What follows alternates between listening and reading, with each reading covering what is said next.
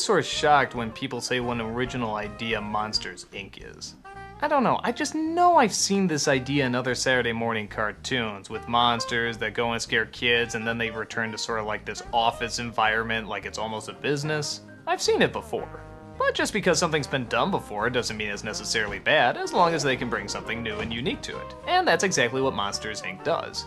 It creates characters, it creates an environment, it creates an interesting reason why they need to scare little kids. But I don't know if these characters are really on par with, say, the Toy Story series, or the story for that matter. Does that make it bad? Well, let's take a look at what we got. You got two monsters, one played by Billy Crystal and another played by John Goodman. They're great at scaring little kids and getting them to scream. Why is it important to get them to scream? Well, because apparently the monster world that they live in is powered by the screams of children. It's how they harness their energy, electricity, and so forth. That's kind of creative.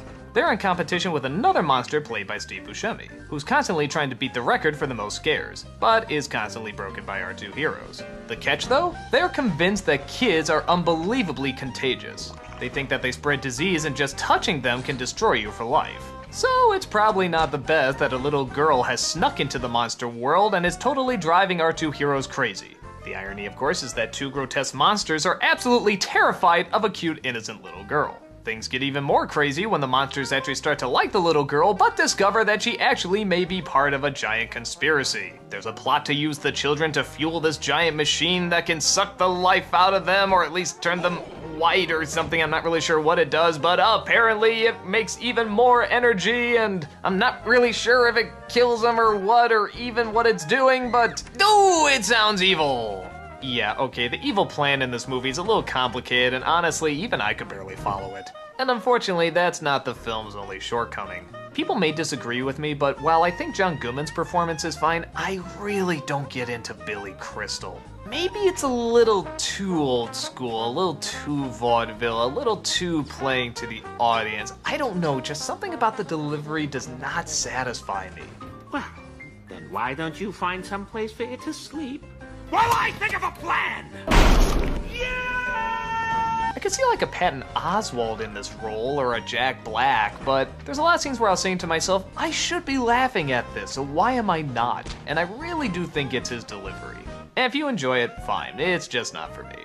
The villains are unbelievably weak too. I won't give away who they all are, but let's just say it's kind of friggin' obvious. And if you're gonna do a villain in a movie, make them good villains. I mean, the designs are kind of fun, but the characters are so bland and so forgettable. Why couldn't you make them funny too? Or if you're gonna make them evil, make them really evil. Make them diabolical. Go Frollo on our just really, really have fun with it. The plot, like I said, while a good setup, gets a little too complicated, I think even for kids to follow. I mean, they can get through it okay, but the specifics are kind of odd. And the hero's journeys aren't really that much either, at least again from the Billy Crystal standpoint. I don't really care how his relationship with his girlfriend goes, I don't really care how his connection with his job goes, I don't even really care how his relationship with his best friend goes. I don't know, I'm not sure if it's the character or the performance. I mean, I don't hate him, it just doesn't grab me in the least. But I'll tell you what does grab me. The setup, which is very creative, the climax, which is a ton of fun, and actually, I do like the relationship between John Goodman's character and the girl. And this is another area where you might disagree with me. People either seem to love this girl or hate her. And I can see both sides of the argument. I mean, on the one hand, yeah, she's kind of annoying. She barely forms words, she just sort of giggles, and it's almost kind of pandering to the little kids. Oh, isn't that funny? She's laughing, she's spitting, going tee hee hee. I mean, I can see that side. But I do sort of like how the monsters are really, really freaked out by her and how they're just downright terrified. And I like how the relationship does actually build between the two of them.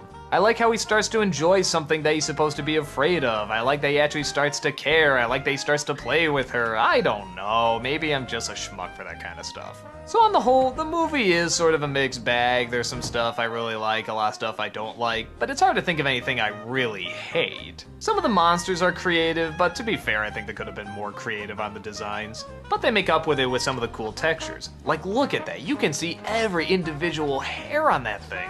So while I don't think it's the strongest, and I think a lot more jokes and character could have come from this, I think Monsters, Inc. is cute. It's not the best, but you know what? For a brief little bit of entertainment and just something bright and colorful and has a little bit of a brain to it, I'd give it a pass. I'm glad I saw it, I just don't think I would see it again.